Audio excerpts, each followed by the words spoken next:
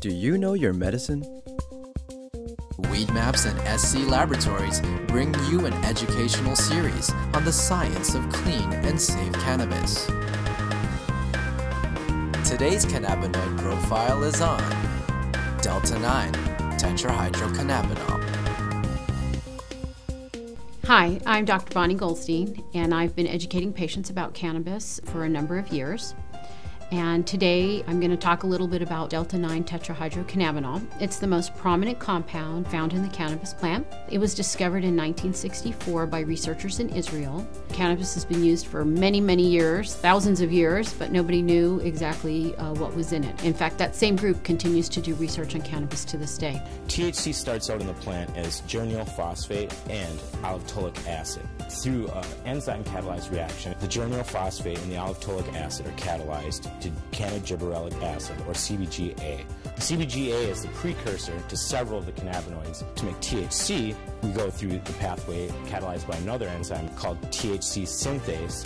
It allows the CBGA to become THCA, or tetrahydrocannabinol carboxylic acid. The THCA has very different effects than the THC. Now with heat or over time, the THCA can decarboxylate into THC.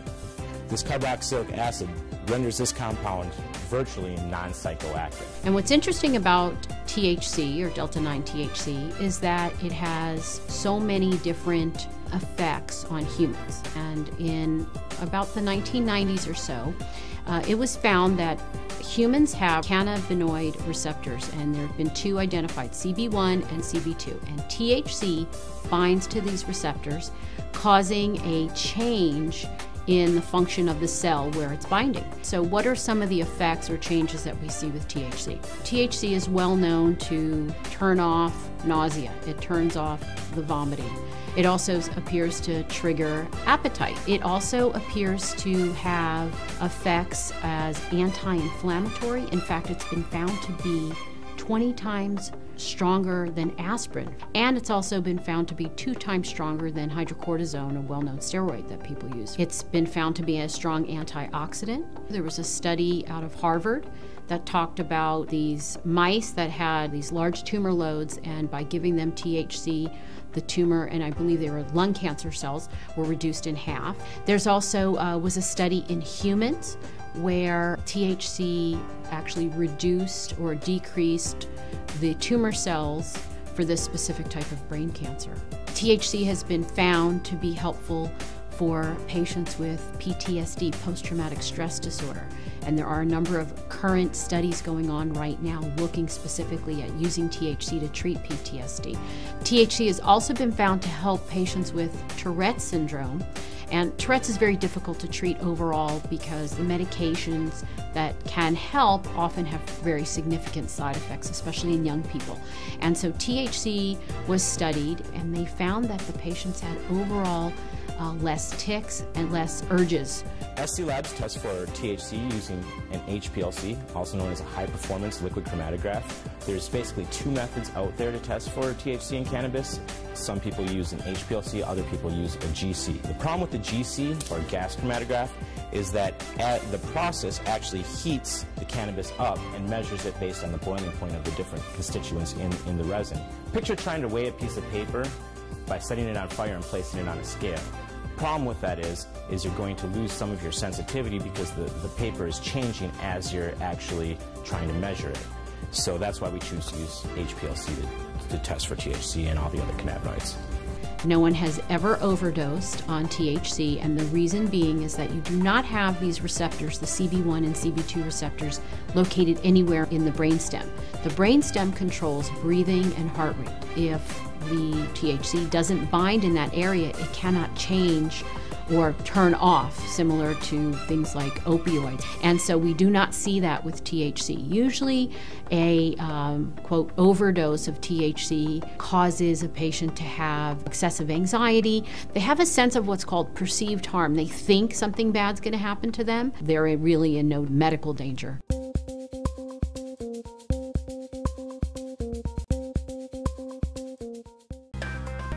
Today's cannabinoid profile is on Tetrahydrocannabinolic acid. THCA is another cannabinoid found in the cannabis plant. THCA stands for Tetrahydrocannabinolic acid. Cannabis actually produces carboxylic acids as opposed to the non-acidic forms like THC. So when you hear of THC in plants, there's actually very little THC in plants. It's mostly THCA. THCA is actually not psychoactive. With heat or with time, the THCA will convert into THC, and that's what's psychoactive. So when we smoke cannabis, we're smoking THCA, but the heat is actually turning that THCA into THC, and that's what's giving people the psychoactive effects that we come to expect from cannabis. THCA has been found to have its own medicinal properties in that it's anti-inflammatory and it appears to modulate the immune system, meaning it can suppress it or enhance it. What's interesting about THCA is that it can be measured by medical cannabis testing, and it does allow for a patient to know the total amount of THC that's in the plant. So usually when one gets their medical testing results on a certain plant, the THCA will be expressed in percentage. And let's just say it's about 16%, and then the THC may be in a very small amount, but overall added together, that's what gives you the potency of THC. We have a drawing of basically the synthetic pathway that THCA takes. So we start out with geranyl pyrophosphate and allitolic acid.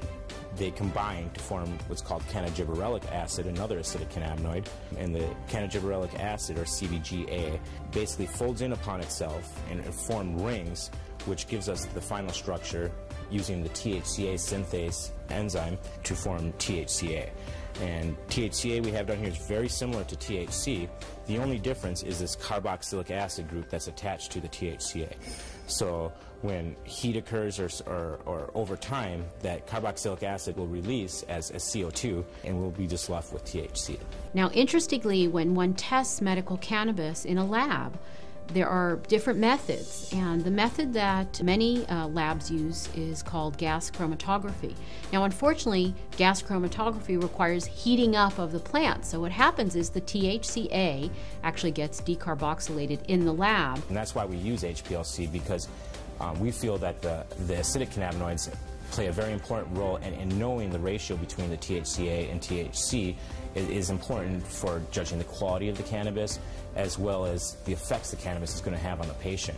So it's very important. And with other products such as edibles or non-inhaled products, it's much more important because, as I said, THCA has very different properties physiologically as well as psychologically than the THC. It's very important to know those numbers in the non-inhaled products. So you actually have a very accurate measurement of the THC that's in the plant. There's nearly enough study that's gone into THCA or some of these other acidic cannabinoids.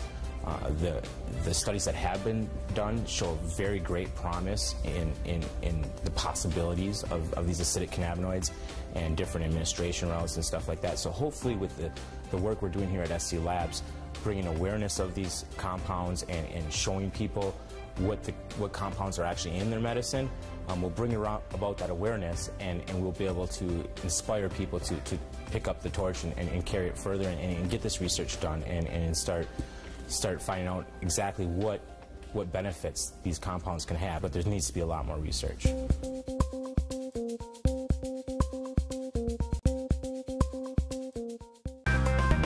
Today's cannabinoid profile is on Tetrahydrocannabivarin. THCV, or Tetrahydrocannabivarin, is another cannabinoid found in the cannabis plant, and it appears to have an interesting reaction with the CB1 receptor. At low doses, it blocks the receptor, and at higher doses, it binds to the receptor. And what they found in lab studies with mice is that when it blocks, it causes weight loss and decreased body fat and increased energy expenditure in these mice. So it appears to have the opposite effect of THC at these low doses. It's very similar to THC except for a few minor chemical constituents, but it actually starts from a whole different process than the tetrahydrocannabinol that we're used to, or THC that we're used to. Most of the cannabinoids that we've all heard of, THC, CBD, CBC, start from a combination of geranyl pyrophosphate and allitolic acid, whereas THCV we're starting with divarenolic acid. And the only difference really is the divarenolic acid has 2 less carbons than the allotolic acid. So it's different in that sense that one of the 2 starting materials is slightly different. THCV is found in a lot of African landrace plants. Some of them have fairly high amounts of THCV. It's also psychoactive, similar to THC. The effects are described slightly different as more of a psychedelic high. The 2 compounds combine through an enzymatic process to form Cannabigerol acid, or CBGVA. CBGVA synthesizes to THCVA through an enzymatic process using the THCVA synthase enzyme. So THCVA is very similar to THCV, except for it has this carboxylic acid group attached to it. And now with heat or over time, this carboxylic acid will release from the molecule, and then you'll have THCV.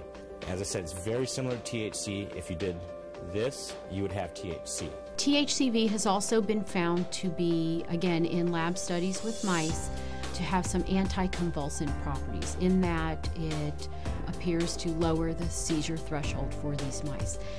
There's not very many studies on THCV, and I do know that it's being studied in many labs right now. Certainly it holds some medicinal benefits, and it would be great to have more studies so that we could really know what its properties are. We feel the minor cannabinoids are very important to patients, and we're looking to get patients as much information as possible so they can make the most informed decisions possible. So they will be coming very soon from SC Labs.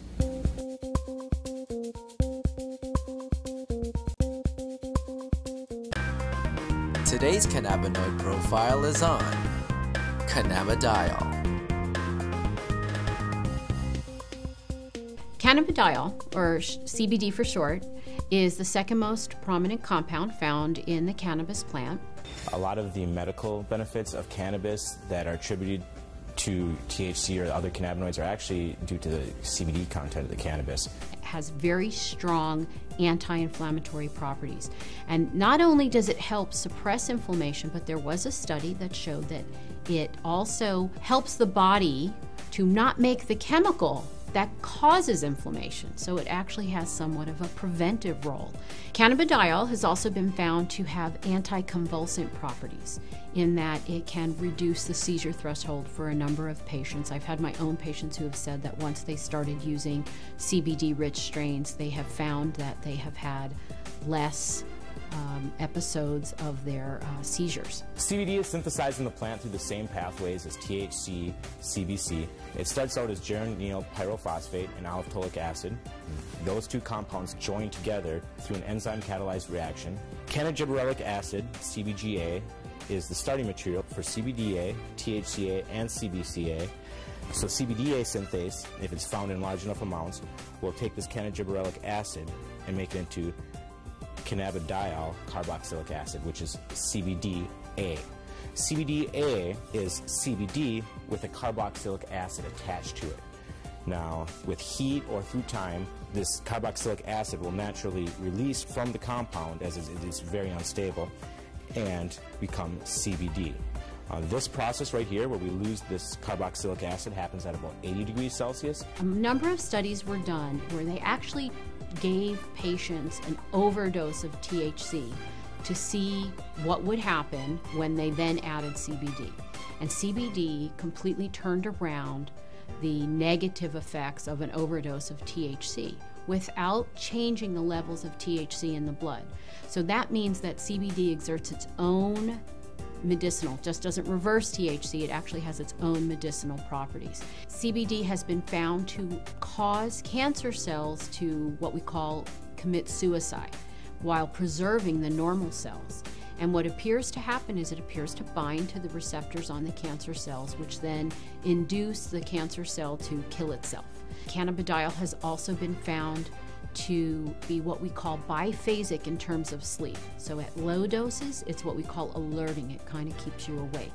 At higher doses, it can be very sedating and cause you to sleep. But what's nice about that is you can control whether or not you are alert or you're feeling tired. When I started testing cannabis about 2 or 3 years ago, we saw virtually no high CBD plants. Almost every plant we tested was high in THC, anywhere from 10% to 20% THC with some outliers on either end.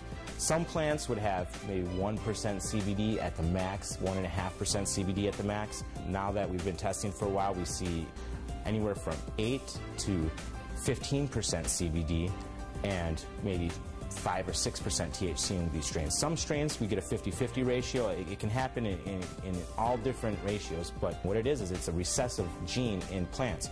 So we have breeders have to actively go and try and breed this back into these plants and find these high THC plants that might have that high CBD gene locked away and breed them together and see what they find. And really the only way you can know if it's high CBDA is testing. With testing and growers or breeders having access to that knowledge base, we see them coming back and reversing some of the trends of the last 30, 40, 50 years and breeding the CBD back into the plants. Now, there have been a number of studies that have looked at cannabidiol, CBD, exerting a protective property to damaged neurons. And it appears that in the studies, CBD protects the nerves by inhibiting the process by which nerves are damaged. CBD has also been shown to protect against brain injury. When patients or lab animals have had a brain injury, CBD appears to protect the brain from damage that occurred to the nerve cells. The studies have shown that it can actually fight MRSA, which is methicillin-resistant Staph aureus, a notorious bug that is resistant to a number of antibiotics. A topical application of cannabis was able to fight the infection, and the MRSA was eradicated from that infection site. SC Labs tests for CBD with a high-performance liquid chromatograph, also known as an HPLC. There's 2 different ways you can test for cannabinoids. It's either with an HPLC or with a GC. If you hear of someone testing with other methods, it's probably not a scientifically validated method. But the problem with the GC is that the GC uses heat to test for these cannabinoids. And as I said earlier, all the acidic cannabinoids are very sensitive to heat. So the GC can give you no information about the acidic cannabinoids. It can only tell you about the non-acidic cannabinoids. The heat is decomposing these compounds. It's definitely decarboxylating all of them. And you're trying to measure it as these compounds are in a state of flux. And that's just, it's kind of fuzzy. So we use the HPLC because it keeps the cannabinoids in their natural state. They're in their liquid state. There's no alteration. There's no heat or anything like that happening. And so we get a much more accurate and a much more realistic picture of what's actually in the sample that we're testing. One of the important things for people to understand about cannabidiol is it is not psychoactive. That means it does not change your mood, your mentation, the way that THC has psychoactive properties and can actually cause what we call the high. CBD does not do that. For patients who are not interested in the THC effect but are interested in the CBD effect, this is a terrific choice for them to have.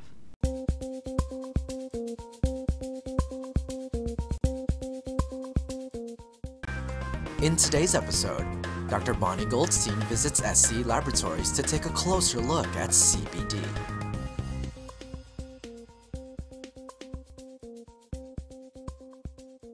Hey Josh, how are you doing? Good, it's good to see you again. I was really excited to come back and maybe we could talk about CBD today. You know, cannabidiol has been something that a lot of my patients have been asking about, and I just wanted to see. We didn't really get a chance to look. All right, it's really exciting. We've been seeing a lot of high CBD strains coming through the lab, so let's go back and I'll show you some results. All right, sounds good. All right.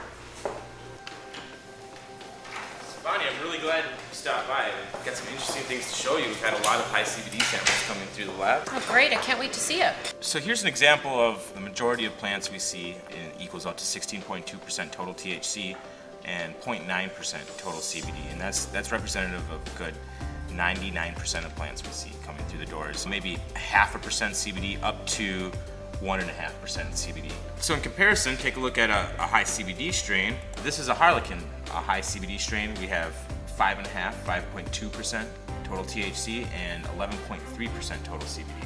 These used to be very rare. We're starting to see them a lot more now. So why is it that the THC is so low? All right, well, before testing, breeders would breed selectively just for THC content. We don't usually see 15% THC and 15% CBD. The plant still seems to only be able to make so much resin. Well, and I know from scientific studies that I've looked at that CBD is not psychoactive. So for a person who is got some inflammatory condition or some type of other illness who wants to use medical marijuana, they may find that if they're a person who doesn't want the effects of THC, that a high CBD strain is going to give them that medicinal effect without giving them the euphoria or lethargy or whatever it is that they get from the THC. Let me see who that is. Hello? Oh, she's here. Okay, great. Just so happens, I think we have a guest who might be very relevant to the conversation we're having right now. Let's great. Let's go talk to her. Sarah. Hi. It's great to see you again. You too. Bonnie, this is Sarah Russo from Project CBD. Oh, hi, great to meet you. You as well. So tell me all about Project CBD, Sarah. Well, Project CBD, we're an educational news service, and we focus on the reintroduction of CBD as a news story. Over a year, we've eventually seen that dispensaries have begun carrying it and patients have begun using it. They, really like an option that's more functional. They can carry about their day. So, I've done a lot of reading about CBD, and, you get kind of amazed that something could have so many benefits. And so the things that I've read about is it's, anti-inflammatory, and I've actually seen that with my patients. Anti-anxiety, it has anti-psychotic, and also can balance out if somebody has too much effect from THC, it will balance out the THC effect. Neuroprotection and anti-convulsive, anti-emetic, anti-spasmodic, it stops spasms. I mean, it's amazing that one medicine would be able to do so many things. CBD and THC work synergistically, and they both have anti-tumor properties as well. Yeah, and I believe there's a study coming out shortly where they've been looking at veterans who've been suffering with PTSD using medical cannabis, so that'd be great results to check out. We actually work very closely with an organization called VAM, which is the Veterans Alliance for Medical Marijuana, and they've been working with their patients who are all veterans, and many of whom are suffering from post-traumatic stress disorder. They've been having great results with the high CBD-rich medicine, just in helping to alleviate some of the anxiety some of these vets are feeling. Funny, I was on your website checking out Project CBD, and I saw that there's a survey for patients. Can you tell me about that? So the Society of Cannabis Clinicians has created the first real-world study on the effectiveness of CBD. Because previously with CBD there have been clinical trials or laboratory situations. It was done in a test tube or with mice. And then clinical trials, there's been a couple, but in a controlled setting. And so this is the first real-world study, and it's examining patients in their normal everyday life. And so we work in conjunction with the Society of Cannabis Clinicians, and we promote their survey. And also we encourage patients, anybody who is interested in CBD, to contribute news and information to us. If you're a grower, we want to hear about it. What are you growing? If you have a new strain that's just been tested at the lab, we want to hear about that too. We couldn't be doing the work we're doing without lab tested medicine. The whole CBD topic actually is what makes me really excited to be a part of the testing industry. With testing, a lot of times we kind of fall into the trap of what's the highest THC strain.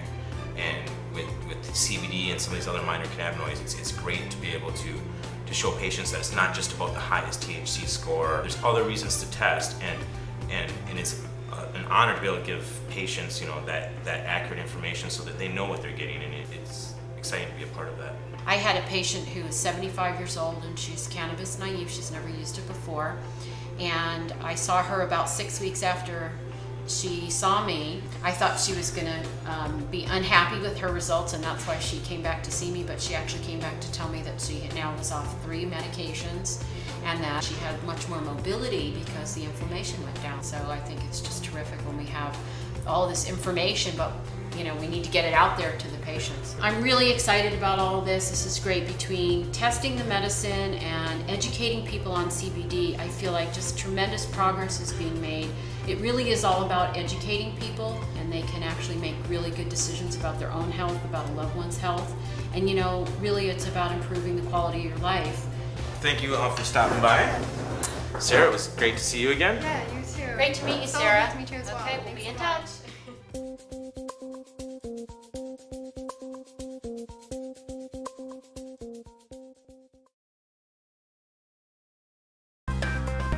Today's cannabinoid profile is on Cannabinol. Cannabinol, or CBN, is another cannabinoid found in the cannabis plant, and it appears to result from a breakdown of THC, so it's considered a breakdown product. It's found in the plant in varying amounts. It's a little bit different than some of the other cannabinoids in the fact that it's not naturally synthesized by the plant, but it's more of a breakdown or degradation product or a metabolite of THC. CBN is psychoactive, and it's what gives most of the sedative effect of cannabis. You hear a lot of indica versus sativa. CBN is actually what's making you sleepy. And CBN can be found in any cannabis. It's produced over time or with heat. So older cannabis or cannabis that's been stored for a long time is going to have a high level of CBN. It also appears to work as an anticonvulsant. It has antibacterial properties, and it also has anti-inflammatory properties. It also appears to stimulate osteocytes, which are bone cells. It's being looked at for treatment of bone disorders such as osteoporosis. It also appears to inhibit skin cell formation. And some people say that this may have some benefit down the line once we really understand what it's doing in skin disorders such as psoriasis. I'll show you how CBN is synthesized in the plant. CBN starts with gyryl pyrophosphate and allophtholic acid, like most of the cannabinoids. Those two come together in an enzyme-catalyzed reaction. They form cannabigerolic acid, CBGA, and CBGA folds upon itself into rings and makes THCA using THCA synthase, which is an enzyme. The THCA decarboxylates, we lose that carboxylic acid right there, and form THC. THC, over time or with heat, will degrade into CBN, and all that's happening is we're losing hydrogen atoms and forming double bonds in this ring right here. That causes a weaker interaction for this compound with the CB1 and CB2 receptors. That weak interaction is what leads to the sedative effect and the sleepiness, drowsiness associated with CBN. When cannabis is tested in a testing facility, CBN can be measured, and usually it's under 1%. A patient can actually look to see if that's something that they're interested in, a higher percent or lower percent, because it does cause sedation. SC Labs tests for CBN using a high-performance liquid chromatograph, also known as an HPLC. The HPLC is a much more sensitive instrument than the other instrument that's used to test for cannabinoids sometimes, called the GC or gas chromatograph. We use the HPLC because it doesn't degrade any of these compounds like the GC. The GC uses heat, so it degrades some of these compounds, whereas the HPLC can test them in their natural state. The HPLC is what's accepted by International Union Office of Drugs and Crime, the Dutch Pharmacopoeia. The Dutch all have been using HPLC for quite a while now to test for these cannabinoids. What happens with the GC, so we've established that the CBN is formed by either heat or time. Same thing with the decarboxylation of this THC. At about 140 degrees Celsius, we start to see a conversion of THC to CBN. Well, the GCs must operate at much higher temperatures. So when you do a test with the GC for these cannabinoids, you're going to have a slightly lower CBD number because the CBD with heat will actually can be converted to THC.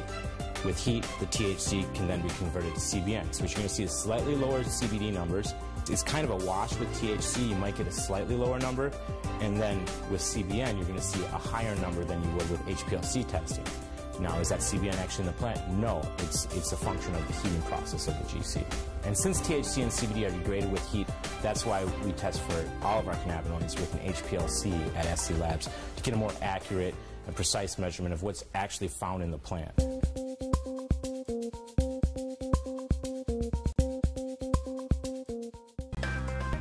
Today's cannabinoid profile is on Cannabigerol. Cannabigerol, or CBG, is a cannabinoid that's found in the cannabis plant that is actually what we call the precursor to THC and CBD. So it's the first compound that's made. There's an enzymatic reaction which then leads it to be made to change into THC or to change into CBD. Sort of the stem cell, you'd say, of all the other cannabinoids found in the plant. It can form THC, it can form CBC, it can form CBD, and even some other minor cannabinoids. It's never really found in very high amounts in plants because as soon as it's created, it's sent along a chemical pathway to form another one of these cannabinoids. But in its isolated form, it definitely has a lot of medical potential. It's a very, very strong anti-inflammatory. It inhibits GABA uptake, and so GABA is a neurotransmitter in your brain, And when GABA is inhibited, you actually have muscle relaxation and you have anti-anxiety effects. So it appears to promote similar effects that CBD has. It also appears to have antidepressant properties, and it also appears to have some modest antifungal properties.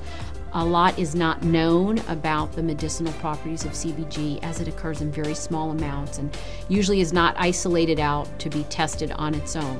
But it appears that it works in conjunction with the other cannabinoids to give that overall synergistic effect that people get with medical marijuana use. Here we have the synthetic pathway for CBGA. You start out with geranyl pyrophosphate and aliphtolic acid, and those two join together to form cannabigerolic acid. And here's the structure of cannabigerolic acid. We see the COOH, which makes it the acid. If that were to disappear, then it would just be plain CBG. And we can see this long chain of carbon molecules, which is able to roll up in different ways and roll upon itself and form rings and other structures, which lead to CBDA, THCA, and CBCA. So when we have undifferentiated CBGA, what enables this molecule right here to become CBD or THC or CBC are enzymes. And enzymes are sort of helpers to help catalyze these different reactions that have to occur in plants and animals. Normally chemical reactions occur under extreme conditions. Lots of heat, very acidic conditions, very basic conditions. But in the body we have these enzymes which sort of grab the molecule, in this case CBGA, and kind of form it into the new molecule and make that energy that it takes to form the next molecule much lower than if it were just by itself. So the enzymes become the limiting factor or the decision maker in what is formed next. If the plant makes a lot of THCA synthase, then we're going to get a lot of THC. If the plant decides to make a lot of CBD synthase, we're going to get a lot of CBD. So the way we can play around with the different levels of cannabinoids is by altering the amounts of these different enzymes in the plant. That can occur through breeding, it can occur through genetic manipulation, whatever it may be. With the legal restrictions placed on cannabis and other restrictions, there hasn't been a lot of real good research done on CBG and these other minor cannabinoids. Hopefully with the work SC Labs is doing, we'll see more breeders and more cannabis patients and more researchers all take note that there's more in cannabis than just THC, and some of these other compounds are very, very interesting compounds. They're all bioactive, so hopefully we can help spur some of that knowledge and to really finish some of this research that needs to be done and unlock some of the mysteries of these minor cannabinoids.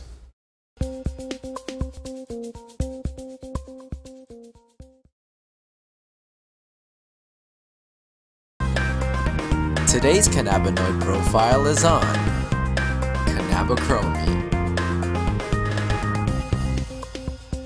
Cannabichromene, also known as CBC, is the third cannabinoid that is synthesized from CBG in the plant. Less common to find a lot of CBC than CBD or THC. And it's been found to have anti-inflammatory properties as well as analgesic, meaning pain-killing properties, although a little bit weaker than THC. It's also been found to have antifungal effects and antibacterial effects. In lab studies with rodents, to have anti-tumor effects, meaning it kills cancer cells. And certainly that part of cannabichromene needs to be studied further. And right now there are studies going on looking at cannabinoids in killing cancer cells. CBC is produced in the same chemical pathway as THC. It starts out with geranyl pyrophosphate and aliphtolic acid combined to form cannabigerolic acid, which is CBGA. CBGA is the precursor to CBDA, THCA, and CBCA. What happens is cannabigerolic acid through an enzyme catalyzed reaction, and what enzymes do is allow these reactions to take place at normal room temperature or body temperature, whatever it may be. And what happens here is the cannabigerolic acid is going to fold over upon itself, and this carbon atom is going to attach over here and form CBCA. And what makes it an acid is this carboxylic acid group that's attached to it. Now, this carboxylic acid group is not very stable. Over time or very quickly with heat, it'll kick itself off and disappear and leave us carbon dioxide, and you'll have your CBC. Another interesting thing about cannabichromene is it appears to inhibit the uptake of anandamide, which prolongs its life in the body, prolonging its effects. And we know anandamide has very good effects because it binds at the same receptors that the cannabinoids bind to. Cannabichromene has also been found to have antidepressant properties. Here we have a three-dimensional representation of CBC. We have the two rings. The black balls represent carbon atoms. The red balls represent oxygen atoms, and the white balls are hydrogens that are attached to each. The structure is quite a bit different, as I said, than THC or CBD. We don't have that folding in, and the ring structure is much different. But it's the same amount of carbon and hydrogen and oxygen atoms. It's just rearranged differently. Bonds are placed in different areas. Patients normally don't use CBC to determine their medication. They're really looking more at THC, CBD, and CBN. But we do know that this cannabinoid has many benefits and certainly warrants much more study.